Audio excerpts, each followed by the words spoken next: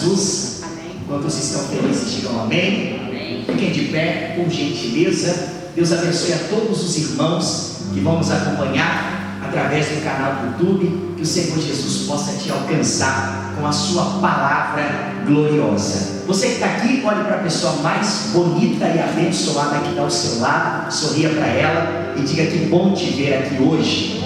Diga: estou feliz em te ver aqui hoje. Amém? Abra a sua Bíblia no livro dos Salmos. Quem tem a Bíblia Sagrada, diga graças a Deus. Os Salmos são orações a Deus, Marlon, meu querido amigo.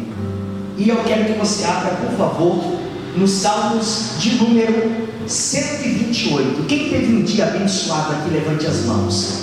Pastor, eu tive um dia abençoado. Quantas pessoas, eu estava hoje vindo para a igreja e eu vi um carro, Josué, em cima de um guincho todo batido. Naquele momento, irmã Gabriela, Marlon, eu levantei as minhas mãos aos céus e eu disse: Deus, obrigado, Senhor, por todos os livramentos que o Senhor me dá. Obrigado por me proteger quando eu saio. Obrigado por me proteger quando eu volto. Então, nós temos motivos, Carol, sempre para agradecer ao nosso Deus, para louvá-lo, para exaltá-lo, para engrandecê-lo, dizer o quanto Ele é bom e maravilhoso. Salmos de número 128 da palavra do nosso Deus. Vamos lá? Diz assim a palavra do Senhor: bem-aventurado ou feliz.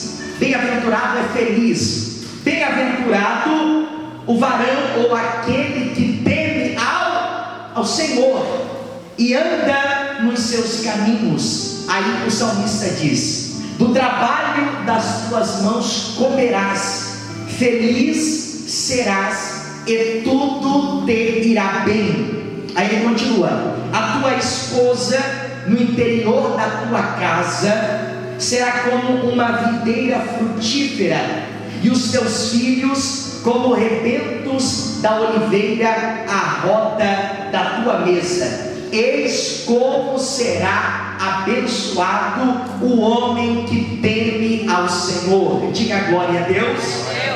Olha o que o salmista ele diz: eis como será abençoado. É a palavra de Deus. Abençoado aquele que teme ao Senhor. Obrigado, querida. Eis como será abençoado. Olhe para quem está ao lado e diga assim: ó, aquele que teme ao Senhor, diga, tem uma vida abençoada.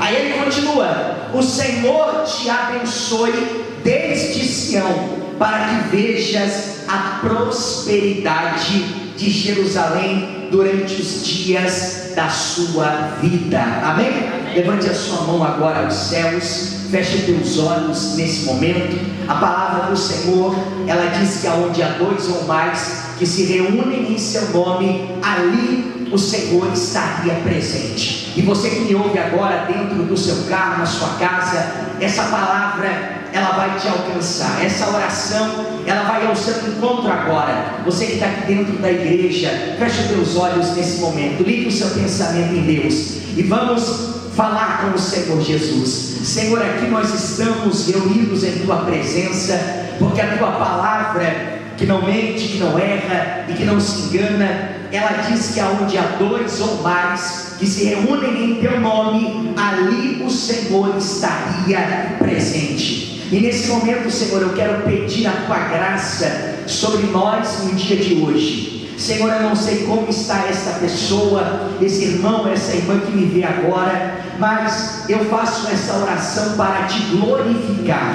Eu faço essa oração para exaltar o teu santo nome. Eu faço essa oração para louvar o teu santo nome. Que o Senhor venha falar conosco através dessa palavra.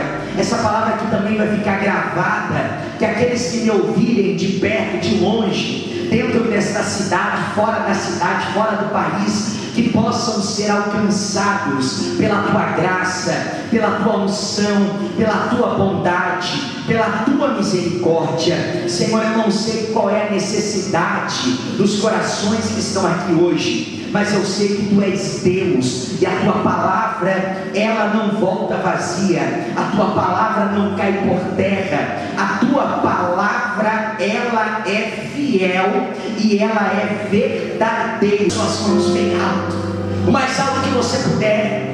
Feche os teus olhos agora e diga para Deus: Senhor, eu quero descer em tua presença. Diga: eu quero que o Senhor arranque do meu coração todo orgulho, toda vaidade, toda prepotência, tudo aquilo que não te agrada.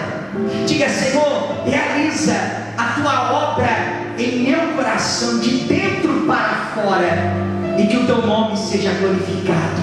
Coloque a mão sobre o alto da tua cabeça e diga comigo: Senhor Jesus, diga: me renova.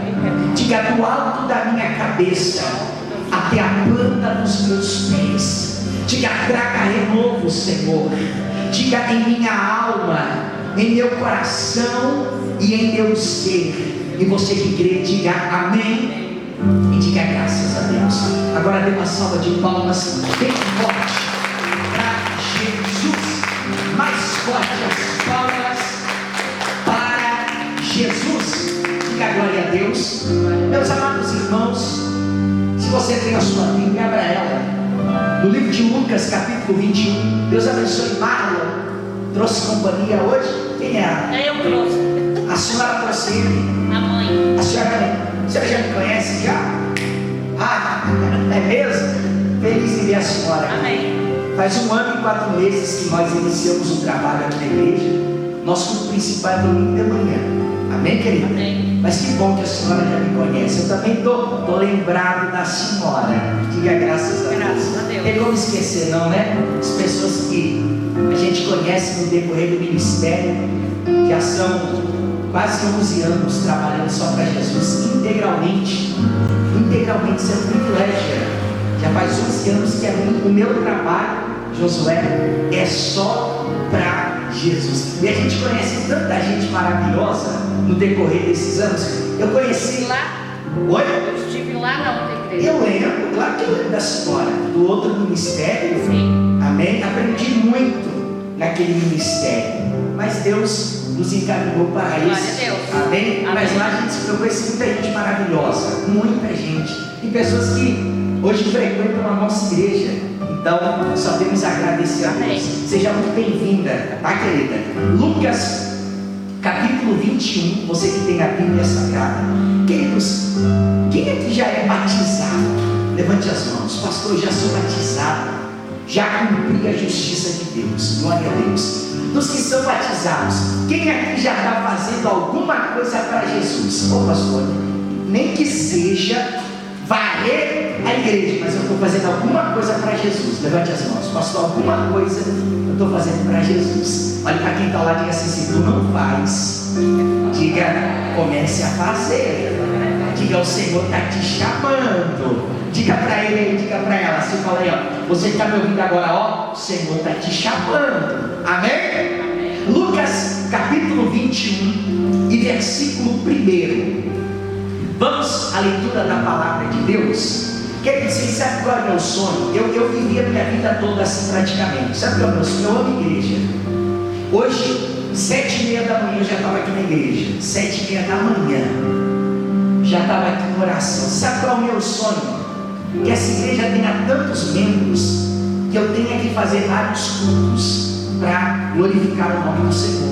Amém? Amém. O outro ministério que eu fazia parte, às vezes a gente fazia 4 cultos no dia. E tinha povo, uns 4 cultos. Eu creio. O meu ministério foi forjado dessa forma, o dia todo na igreja, pregando a palavra, orando pelas pessoas, abençoando os irmãos, conhecendo pessoas maravilhosas. Mais ou menos quanto tempo a senhora me conhece? Tem um cálculo aí? Uns 8 anos? Olha aí, ó, 8 anos. Então, eu amo igreja, eu amo pessoas. Amém? Amém. Vamos lá, diz assim: estando Jesus a observar, viu os ricos, diga comigo, os ricos, lançarem as suas ofertas ou as suas contribuições no gasofilaço.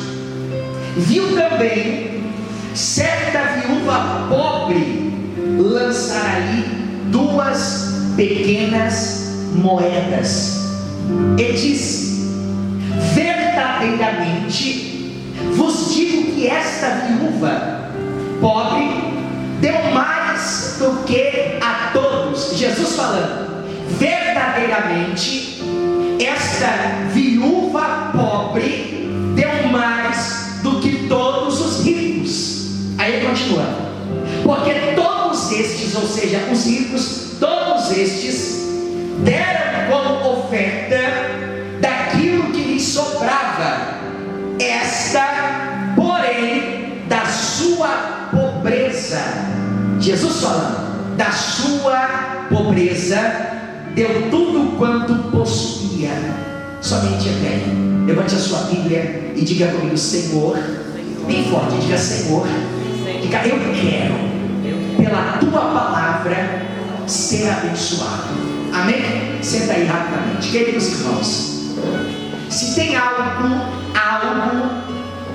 digamos, Josué, que deixa Deus revoltado, se é que eu posso usar esse adjetivo, Deus fica revoltado, é quando alguém oferece a Ele sobra. Muitas vezes, evangelizando, visitando, eu olhei para pessoas e eu falei assim, ô fulano, vamos lá na igreja, vamos lá no culto. E a resposta da pessoa para mim foi essa: quando sobrar tempo, eu irei. Quando eu ouço isso, e quando eu ouvia isso, meu coração se entristecia, porque aquela pessoa estava deixando clara que o que ela tinha para oferecer a Deus era a sobra do seu tempo. Deus, Ele não aceita a sobra do nosso tempo, da nossa vida. Deus, Ele deve ser a nossa prioridade. Deus, Ele deve estar em primeiro lugar. Deus é minha testemunha. Hoje eu acordei por volta de 6 da manhã, estou com a mão na Bíblia. Quando eu abri os meus olhos, as primeiras palavras que saíram da minha boca foi: Senhor, eu te amo e que o teu nome seja louvado. E a partir dali eu comecei o meu dia. Deixei minha filha na creche, deixei minha esposa e vim direto para a igreja. 7h28 para ser mais exato, eu já estava de joelho dobrado. E eu disse: Deus, eu estou aqui agora porque eu estou oferecendo a melhor parte do meu dia. Eu estou oferecendo as primeiras horas. Não mexi no celular, não vi rede social, malemar falei alguma coisa, o tempo todo conectado com a minha mente no Senhor. Depois que eu orei, eu fui lá na casa da minha mãe, tomei um café abençoado e voltei para a igreja. Mas eu já procurei oferecer a Deus as primícias, porque Deus, Ele não merece receber as nossas sobras. Essa viúva, ela estava diante do templo que foi construído pelo rei Herodes em Jerusalém, e era um lugar muito movimentado. Muitas pessoas ricas, Carol, iam até o templo, e lá no templo entregavam as suas ofertas e seus dízimos ao Senhor. E tinha um gasofilácio, para você saber o que é um gasofilácio, é algo semelhante àquilo, é um ofertório. E tinha, imagino eu, ou um ofertório muito grande, ou vários ofertórios. Jesus, o Filho de Deus, da descendência de Davi, ele ia com muita frequência até o templo. Quando ele chegou no templo, naquele dia, ele viu uma cena, e ele ficou observando aquela cena. Ele viu os ricos, aqueles que tinham dinheiro, aqueles que tinham posse, dar como oferta ou como contribuição aquilo que lhes sobrava. E de repente, Jesus Cristo, ele viu uma pobre viúva, uma humilde viúva, se aproximando do gasofilácio. E Jesus disse, e Lucas escreveu, que aquela pobre viúva, ela pega 2 pequenas moedas. E o que ela faz? Ela entrega ao Senhor. Quando Jesus viu aquela cena, o coração dele foi tocado. Imagino que ele chama os discípulos e ele faz uma pergunta: qual foi a maior oferta? A dos ricos ou a da viúva pobre? Qual foi a que mais agradou a Deus? Com certeza, a resposta de Jesus foi certamente a da viúva pobre. E Lucas escreve: da sua pobreza, ela deu tudo quanto possuía. Quando você honra a Deus, seja com o seu dízimo, seja com a sua oferta, você está dizendo: Deus, eu estou entregando as minhas primícias. Quase metade da minha vida, eu tenho 27, faz 12 que sirvo a Deus, então quase metade da minha vida foi na igreja, trabalhando para Jesus. E uma vez eu ouvi um testemunho de uma senhora, até foi o pastor quem contou. Essa senhora, ela era aposentada, não é como hoje que tem os aplicativos e tudo mais, e ela ia até a boca do caixa para receber a sua aposentadoria. E aquela senhora, ela ia com um gasofilaço pequeno. Ela pegava o dinheiro e ela falava para a moça assim: digamos que, se fosse hoje em dia, quanto é o salário mínimo? Alguém sabe dizer? 1.400 e quanto? 1.518. Ah, já está no 500, 1.518. Olha aí, possa ter um aumentozinho aí, né? Mas digamos que ela pegava ali 150 e alguma coisa. Aí ela falava para a moça do caixa assim: ó, conta aí, 150 e tanto. Aí a moça do caixa: mas para que isso, senhora? Não, conta aí, já deixa separar. E ela tirava o gasofilaço do seu bolso e ela dizia assim: ó, bota aqui dentro desse saquetel, desse envelope. Aí a moça do caixa falava: tá, mas o que é isso? Esse é o meu dízimo ao Senhor, eu não vou nem tocar nele, porque já é uma primícia do Senhor. É claro que não tem necessidade de fazer isso seria até um legalismo, mas você vê que aquela senhora levava as coisas de Deus tão a sério que ela nem tocava, ela já falava: bota aí dentro, porque Deus, queridos irmãos, Ele tem que ser a nossa prioridade. Amém? Fica de pé, por gentileza, e eu quero orar agora pelos dizimistas. Você que me ouve aí no YouTube, muita gente me procura para isso. No canto da tela tem o QR Code da nossa igreja. Você pode enviar o seu dízimo, a sua oferta, a sua contribuição. Amém, meus irmãos? Eu vou chamar a obreira Carol. Por favor, obreira Carol, pega os envelopes do dízimo ali, querida, por gentileza, e nós iremos abençoá-los. Quem quer ser abençoado, diga amém. Pastor, eu quero ser abençoado. Queridos irmãos, nós temos a última conta. Semana passada tinha uns 3 boletos aqui, já foi tudo pago. Nós temos a última conta que nós não pagamos ainda, que é a 10ª parcela da sala das crianças. Vai faltar só 3. Já teve mais longe, era 13, agora só vai faltar 3. E nós temos esse boleto de R$1.000 para pagar, e a gente tem que pagar ele até sexta. Amém? Não pode passar de sexta-feira. Então eu quero te convidar, se você pode, dar uma oferta especial para nós honrarmos esse compromisso. Amém? Levante suas mãos, feche teus olhos, que o Senhor abençoe cada envelope e que o Senhor possa abençoar a vida de cada dizimista. Pode passar aí, Carol, por gentileza. E você que não possui, pegue nas suas mãos. Pastor, Deus já está me tocando já há muito tempo e eu preciso ser um dizimista. Se torna, se Deus está tocando o seu coração. Amém? E eu creio que o Senhor te abençoará para a sua glória e para a sua honra. As irmãos, dão glória a Deus. Quantos estão muito felizes, digam amém? Queridos, eu vou pedir sentado mesmo. Quem aqui já é inscrito no nosso canal? Levante as mãos. Glória a Deus. Em 13 dias chegamos a 1.000 visualizações. Daqui a mais 13 vai ser 2.000, se Deus quiser. Amém? Queridos, com todo o meu coração humilde, vocês não têm ideia de quanta gente de fora que Deus levanta para abençoar esse ministério. Você não tem ideia. Pessoas que devido à distância não podem frequentar aqui, mas que amam o trabalho que Deus nos confiou. Por isso que essa porta está aberta. É por isso que a igreja ela está avançando, porque Deus, Ele vai sempre trabalhando, Ele vai tocando, Ele vai movendo. Por isso que no reino de Deus todos são importantes, todos. Desde eu que prego a palavra, a Carol que cuida das crianças. Hoje esteve aqui a irmã Gabriela e o Josué que param toda a igreja, o Jean cuidando da parte da mídia. Então cada um que está aqui, ou cada um que faz alguma coisa no reino de Deus, tem uma importância muito grande. Cada um Deus levanta por uma coisa. Alguns Deus levanta para ser colunas, nem pode frequentar aqui.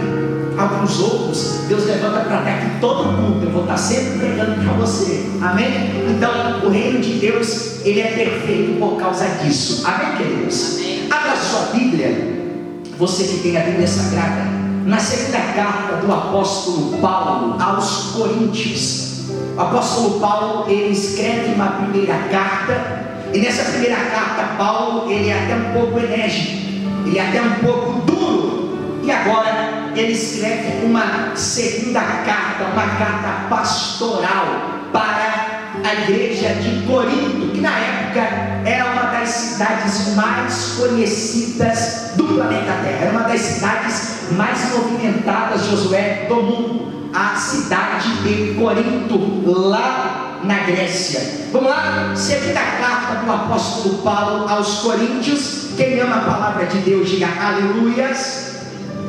A partir do versículo de número 14, segunda carta, capítulo 5, versículo 14, lá no Novo Testamento. É a segunda carta do apóstolo Paulo. Vamos à leitura da palavra do nosso Deus. Diz assim a bendita e gloriosa palavra do Senhor. Vamos lá? Diz assim a palavra de Deus: pois o amor de Cristo nos constrange, julgando nós isto, um morreu por todos, logo todos morreram. Versículo 17. Assim, se alguém está em Cristo, é nova criatura. As coisas velhas, versículo 19, olha o que diz agora: a saber, que Deus estava em Cristo, reconciliando consigo o mundo, não imputando aos homens as suas transgressões, e nos confiou a palavra da reconciliação. Versículo 21, olha o que diz: aquele que não conheceu o pecado, ele o fez pecado por nós, para que nele fôssemos feitos justiça de Deus. Levanta a sua mão, a sua Bíblia, e diga comigo: Senhor Jesus, fale comigo pela tua palavra. Diga: eu preciso, eu necessito ouvir a tua voz. Diga: fala, Senhor, porque o teu servo ouve. Queridos irmãos, a segunda carta do apóstolo Paulo aos Coríntios é uma das suas cartas pastorais. Paulo era um pastor, por isso que o pastorado não é para qualquer pessoa. O pastorado, ele é uma vocação. E Paulo, ele era um pastor, ele tinha coração de pastor. Paulo, ele amava as ovelhas do Senhor Jesus, porque para alguém ser um pastor, em primeiro lugar, ele tem que amar a Deus. A vida dele, segundo Paulo escreveu na segunda carta a Timóteo, tem que ser uma vida que glorifica a Deus, e também tem que ser uma pessoa que ama pessoas. Se não ama pessoas, não serve para ser pastor. Se não ama indivíduos, seres humanos, não tem um chamado pastoral. E Paulo, ele foi, se não o maior, um dos maiores pastores que esse mundo já viu. Paulo, ele exercia o seu ministério pastoral. Paulo, ele pregava. Paulo, ele aconselhava. Paulo, ele ensinava, Paulo abraçava, Paulo ajudava, Paulo ouvia, Paulo às vezes repreendia. Ele mesmo escreveu que a palavra de Deus, ela serve tanto para a repreensão, quanto para a correção e também para a exortação. Então Paulo, ele tinha esse coração de pastor, e eu me sinto feliz, porque me sinto vocacionado também, não como Paulo, mas para o chamado pastoral, porque no meu coração Deus ocupa o primeiro lugar, e eu me sinto honrado de servir ao Senhor. E eu também amo pessoas, eu amo pregar, Josué, eu amo aconselhar, ensinar, visitar, ouvir as pessoas, aconselhar as pessoas, orar pelas pessoas. E agora o apóstolo Paulo, ele escreve uma segunda carta. Paulo fazia cartas, Paulo fundava a igreja. Digamos que aqui no bairro Zanelato fosse uma igreja fundada por Paulo.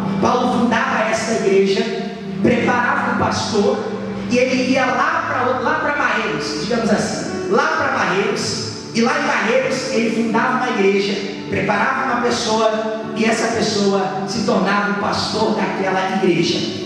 Tendo Paulo fundado as igrejas, digamos que agora Paulo está lá no norte da ilha, ou em outra cidade, lá em Chapecó, ou até mesmo lá em São Paulo. O que Paulo fazia? Paulo tinha contato com algumas pessoas daquelas igrejas. Por exemplo, a igreja dos Gálatas, Paulo escrevia uma carta. Primeiro Paulo ouvia o relato do mensageiro: olha, a igreja de Gálatas, ela está se desviando do caminho que você ensinou. Você ensinou que Jesus é suficiente para a salvação. Os judeus agora estão ensinando que para ser salvo precisa guardar o sábado e a lei de Moisés. Então a salvação já não é mais uma obra só de Jesus Cristo. E o que Paulo fez? Paulo escreveu uma carta, e Paulo diz assim: ó insensatos Gálatas, me admira que vocês já abandonaram aquilo que eu vos ensinei. Então ele ia escrevendo cartas. Ele escreveu a primeira carta, são duas. A primeira carta para a igreja de Corinto foi uma carta muito dura. Por quê? Porque na igreja de Corinto a Bíblia diz que havia divisões. As pessoas, os membros lá da igreja de Corinto não estavam se dando bem. A Bíblia diz que tinha algo absurdo acontecendo lá na igreja de Corinto. Um rapaz estava tendo uma relação incestuosa com a mulher do seu próprio pai. Então Paulo, ele escreve uma carta muito pesada, muito direta, chamando o povo de Corinto ao arrependimento e entregando este homem, essa pessoa que estava tendo essa relação incestuosa, ao próprio Satanás. Então agora o apóstolo Paulo, ele escreve a segunda carta aos Coríntios, que é uma carta mais branda. Por quê? Porque a primeira foi dura. Ele foi no cerne dos problemas. Irmãos, eu como pastor, eu amo, eu abraço, mas muitas vezes, debaixo da autoridade do Espírito Santo, já corrigi, já disse que estava errado, já disse que precisava mudar a rota, várias vezes, porque essa é a nossa missão, cuidando de ovelhas. Só que agora Paulo, ele escreve essa carta mais direcionada à obra de Jesus Cristo.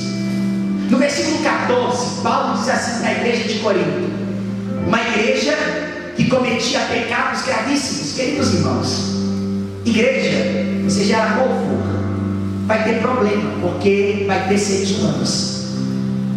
A igreja que Paulo pastoreou tinha problemas. Imagina a igreja que eu pastorei. Toda igreja, toda, seja ela qual for, seja ela qual for a placa, ela vai ter algum tipo de problema, porque é ser humano, é indivíduos.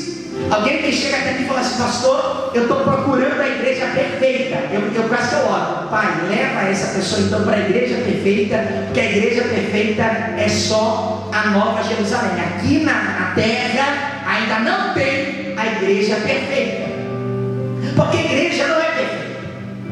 Mas agora Paulo, sabendo que aquele povo havia recebido a primeira carta, e muitos deles se arrependeram dos seus pecados e abandonaram as suas práticas, ele começa o versículo 14 de uma forma tremenda. Ele diz assim: pois o amor de Cristo nos constrange. Sabe o que é isso?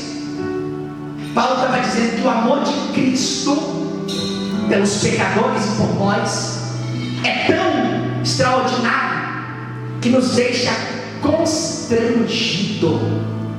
Alguém aqui já recebeu um ato de bondade e esse ato foi tão marcante que você ficou constrangido? Levante as mãos.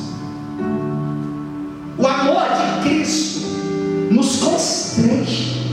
Ele começa dizendo: porque humanamente falando, nós não merecíamos o que Cristo fez por nós. Era isso que ele está querendo dizer.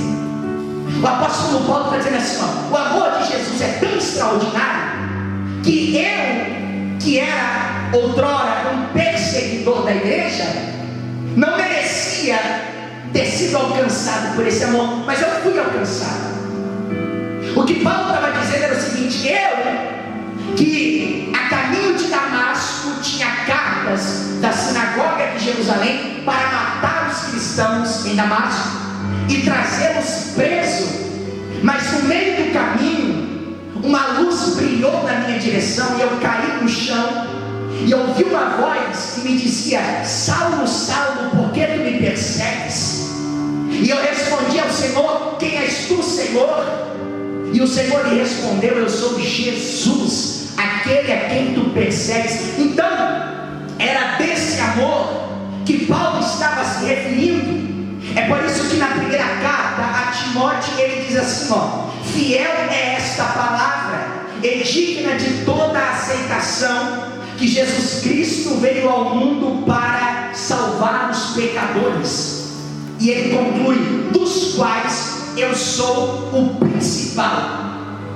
Paulo conhecia esse amor, porque o amor, irmão Juarez, de Cristo nos constrange. Aí ele continua: julgando nós isso, ou seja, a partir do momento que você tem consciência do que Jesus fez por você, você fica constrangido. Teve um homem de Deus chamado Policarpo de Esmirna. Policarpo de Esmirna estava fugindo da perseguição contra a igreja. Para quem não sabe, Policarpo de Esmirna foi discípulo do apóstolo João e foi pastor da igreja onde foi pastor o apóstolo João, aquele que escreveu a carta do Apocalipse. Policarpo já era um senhor idoso e os soldados foram até o local onde ele estava e disseram assim: Policarpo, nega a Jesus. Se você negar a Jesus Cristo, nós te deixamos viver mais alguns anos. A resposta daquele santo homem de Deus foi: durante 80 e tantos anos, o meu Senhor jamais me abandonou. Não vai ser agora que eu o abandonarei. Quando Paulo diz o amor de Cristo nos constrange, é mais ou menos assim. Você olha para quem você era, um pecador que merecia a ira de Deus, estava morto em seus pecados, longe de Jesus, escravizado pelo pecado. A graça de Jesus Cristo foi lá e te alcançou. Faz uma análise. Olha para 10 anos, 15, seja lá quantos forem. Tem gente aqui que, se você olhar para 2 anos atrás da sua vida, você vai ver de onde Jesus te tirou. Sabe o que é isso? É a graça de Jesus. Porque o amor de Cristo nos constrange. Quando você olha, vou usar por exemplo a Carol. Quando a Carol olha para ver a Carol, e ela vê para quem ela é hoje, quando eu, quando o Jean, quando cada um que está aqui, está me acompanhando, quando você olha para trás, e você vê quem você era, e você vê quem você é hoje, se verdadeiramente Jesus habita em você, o seu coração fica constrangido. Porque você diz: que amor é esse que salvou um tão pobre pecador? Que amor é esse que me resgatou do lamaçal do pecado? Quantos que já eram até para estar mortos? Quantos que você chegou na igreja com a sua vida destruída? Então, para você ter uma ideia do que eu acabei de ler, quando Paulo diz, porque o amor de Cristo nos constrange, é mais ou menos isso. É você olhar e você dizer, Jesus me resgatou, a graça do Salvador me alcançou. Aí ele continua, versículo 14, julgando nós isto, um morreu por todos, ou seja, Jesus morreu por nós. Jesus é o nosso Salvador. Hoje de tarde, eu agora ando no meu carro com alguns folhetos que eu mesmo fiz de próprio punho. E eu vi dois rapazes que vendiam droga e eu entreguei aquele panfleto a eles. Vi um outro rapaz usuário de drogas, dei meia volta no carro, fui lá e entreguei o panfleto a ele. Por quê? Porque o mesmo amor que me alcançou e hoje me constrange pode alcançar o mais vil pecador.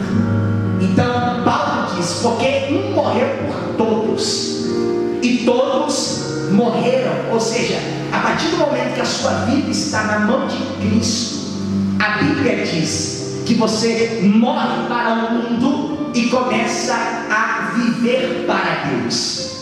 Conforme nós lemos agora no versículo 17, olha o que diz: e assim, se alguém está em Cristo, diga comigo, se alguém está em Cristo, mais uma vez, diga, se alguém está em Cristo, nova criatura é. Aí Paulo diz, as coisas velhas se passaram e tudo se fez novo. O cristianismo é o único ensinamento que diz que a partir do momento que você crê em Jesus, você morre. É único porque foi o próprio Jesus que falou isso. No capítulo 3 do livro de João, a Bíblia diz que Jesus tem um encontro com um fariseu, um judeu, um mestre da lei, chamado Nicodemos. E Jesus diz a Nicodemos, necessário vos é nascer de novo. Ou seja, só nasce de novo aquele que morre. Então Paulo está dizendo, se alguém está em Cristo, nova criatura é. Ou seja, a velha criatura morreu e nasceu de novo uma nova criatura. É isso que Jesus opera nos nossos corações.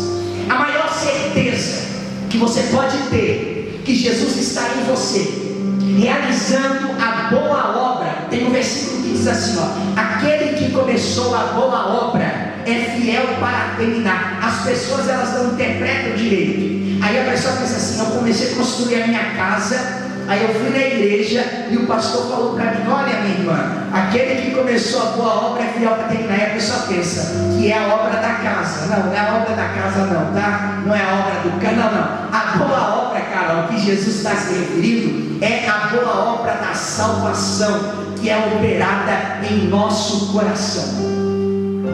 Essa é a boa obra. Então, quando nós morremos para esse mundo e nascemos como uma nova criatura, Jesus, ele vai realizando a sua boa obra. E quem entende, diga graças a Deus. Versículo de número 19, e eu me encaminho para o final. Veja o que o apóstolo Paulo ele ensina, a saber que Deus estava em Cristo, reconciliando consigo o mundo. Você percebeu que a mensagem central da pregação do apóstolo Paulo era Cristo? Paulo dizia, porque dele, por ele, para ele, sem ele eu nada sou. Paulo, a mensagem dele, as palavras dele eram todas direcionadas a Jesus, a Cristo. Cristo é o autor, Cristo é o consumador. Cristo esteve comigo no início, Cristo está comigo até o fim, até na hora da morte. O que Paulo diz? Combati o bom combate, encerrei a carreira, guardei a fé, agora estou indo para a coroa que me foi reservada e o próprio Jesus Cristo me entregará. Então tudo na pregação de Paulo apontava para Cristo, porque Cristo é quem tem o poder de matar o velho homem e ressuscitar um novo homem. Cristo é quem tem o poder de lavar os nossos pecados. Cristo é quem tem o poder de fazer de nós uma nova criatura. O apóstolo João escreveu que aquele que crê em Cristo, ele é filho de Deus, não porque ele nasceu da carne ou do sangue, mas pela vontade do Pai que está no céu. Então tudo, meus amados irmãos, aponta para Jesus. É Jesus como o alfa, é Jesus como o ômega, é Jesus no começo, é Jesus no meio, é Jesus no fim. Tudo aponta para Jesus Cristo. Por isso que Paulo diz, a saber, que Deus estava em Cristo, reconciliando consigo o mundo. Porque o apóstolo João escreveu que ele escreve dessa forma: eu sou de Deus e o mundo jaz no maligno. Então quando Paulo diz assim, Deus estava reconciliando consigo o mundo, Paulo estava dizendo, o mundo estava destituído da glória de Deus. Ele mesmo escreveu em Romanos, porque todos pecaram e destituídos estavam da glória de Deus. Então tudo tinha sido corrompido e contaminado pelo pecado. E agora Paulo está dizendo que através de Jesus Cristo, o Pai estava reconciliando todas as coisas. Para você entender, eu e você estávamos mortos, estávamos sob a ira de Deus. Jesus nos resgatou. Há uma promessa em Isaías que a serpente brincará com a criança. Antes do pecado, tudo era perfeito. Veio o pecado e entrou com o pecado a morte. Paulo escreveu em Romanos. Então no passado, aquela serpente, ou o leão, ou qualquer outro animal que nós conhecemos, tinha amizade com o homem, e essa amizade foi quebrada por causa do pecado. Então quando Paulo diz que Deus estava em Cristo reconciliando consigo o mundo, Paulo estava dizendo, o homem que caiu e a descendência do homem que pecou, eu alcanço por meio do meu filho. A natureza que geme e grita na redenção dos últimos dias também será reconciliada. O leão brincará com o cordeiro, a serpente brincará com a criança. Então, para você entender o que Paulo estava querendo dizer quando ele escreve, Deus estava em Cristo reconciliando consigo o mundo, ou reconciliando consigo todas as coisas, porque o mundo era ordenado. O mundo, ele não era contaminado pelo pecado. Então agora, com a vinda de Cristo, tudo que tinha saído do lugar voltará para o lugar. Tudo que estava longe de Deus, Paulo, será reconciliado com Deus. Por isso que Paulo diz assim, e todas as coisas velhas se passaram, e este tudo se fez novo, foi restaurado, foi transformado. Paulo continua dizendo, não imputando aos homens as suas transgressões, e nos confiou a palavra da reconciliação. Querido irmão, a mim e a você que conhecemos a Jesus Cristo, nos foi confiado a palavra da reconciliação. Você sabe como uma igreja cresce? Ela não cresce porque o pastor é um superstar, porque o pastor é famoso, porque o pastor é bonito. Não que eu seja, Deus me livre. Mas a igreja, ela cresce por pessoas como vocês, que vão comunicando, que vão anunciando, que vão convidando, que vão falando. É assim que o reino de Deus ele avança. Por isso que Paulo diz que a nós foi confiada a palavra da reconciliação. Quanta gente mora perto do lugar onde você mora, e você tem a palavra da reconciliação. Quantos você já convidou para vir na igreja? Quantos familiares você tem? Você tem também a palavra da reconciliação. E quantos você já convidou para vir à igreja? Então, irmão Juarez, nós temos a palavra da reconciliação. Eu tenho uma missão. Quando eu saio por esses bairros, eu vejo uma alma. Hoje mesmo, eu olhei para o rapaz, um usuário de drogas, e eu passei com o carro na minha mente veio, se ele morre hoje. Eu passei por ele, estava com um panfleto no carro, mas não entreguei.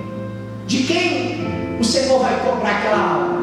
Da minha pessoa. Por quê? Porque eu tenho a palavra da reconciliação. Que reconciliação é essa? É que todo ser humano está caído.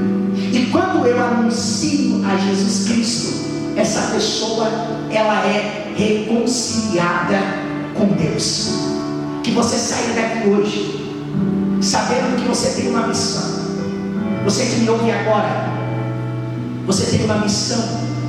Se você conhece o Evangelho, se você conhece a Jesus Cristo, você tem a palavra da reconciliação.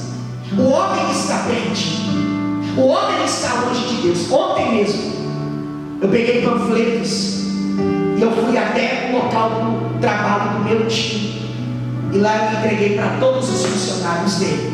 Por quê?